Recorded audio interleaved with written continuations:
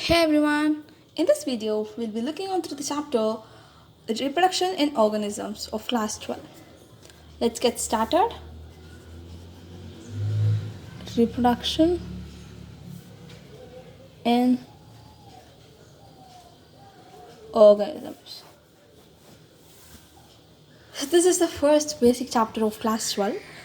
So things will be a bit simple in this chapter. So this chapter starts with the topic lifespan. So what is lifespan? So it is a period from birth till death of an organism. So it varies for different organisms. And the main thing to be noted is it is not correlated with the size. So now to support this statement, I'll give you an example. The size of a crow and parrot are nearly same. They have nearly the same size, but their lifespan varies. For crow it is comparatively less, and for parrot it is more. Crow lives for 15 years, whereas a parrot lives for 140 years. They have nearly the same size, but their lifespan varies. So now, if the particular species want to continue existing in this world, there should be a process called reproduction, through which progeny are formed. Since no individual is immortal, every individual are mortal except the single cell organism. So this statement is a very important statement. No individual is immortal except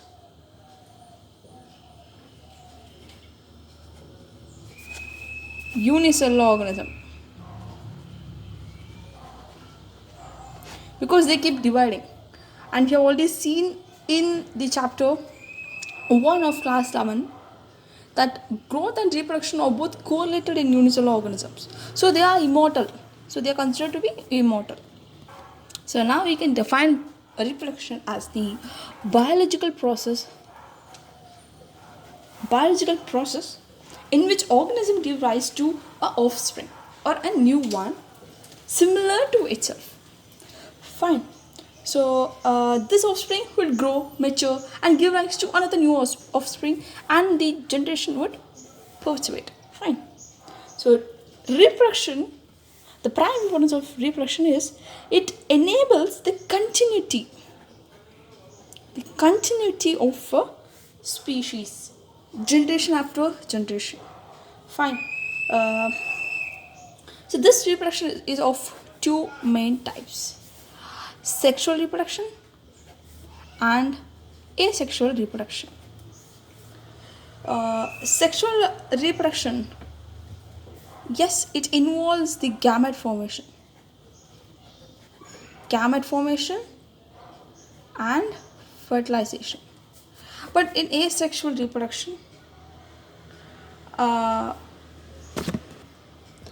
there may or may not be gamete formation. Fine. So this is the introduction. Let's read through the NCERT book. So do keep your NCERT book with you and follow the lines. Each and every organism can live only for a certain period of time. The period from birth to natural death of an organism represents its lifespan. So lifespans, so I'm skipping the paragraph and I'm continuing from. The lifespan of organisms are not necessarily correlated with their sizes. The sizes of crows and parrots are not very different, yet their lifespans show a wide difference. Similarly, a mango tree has much shorter life as compared to a people tree. So no, so whatever be the lifespan that of every individual organism is certainty. No individual is immortal except single-celled organisms. So underline this point. No individual is immortal except single-celled organisms. Also, in the above paragraph, right? So note, underline the point that lifespan of organisms are not necessarily correlated with their sizes. Fine. So the next page, learn the lifespans of different organisms. For elephant, it is 60 to 75 years to fill the space. For dog, it is 10 to 13 years. Do fill it.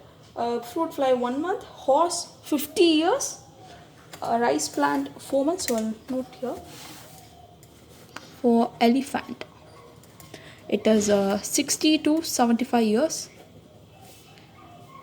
For dog, it is 10 to 13 years. Rice plant 4 months. Horse 50 years. Fruit fly 1 month. Banyan tree 200 to 300 years. Fine. Yes. Also, a butterfly 1 to 2 weeks. Crow 15 years. Parrot 140 years. Tortoise 100 to 150 years. Fine. So you have to remember this approximate lifespans of some organisms. Do go through the figure 1.1. Now the next page, reproduction is defined as a biological process in which an organism gives rise to young ones, offspring similar to itself. So the offspring grow, mature, and in turn produce a new offspring. Reproduction enables the continuity of species generation after generation. Yes.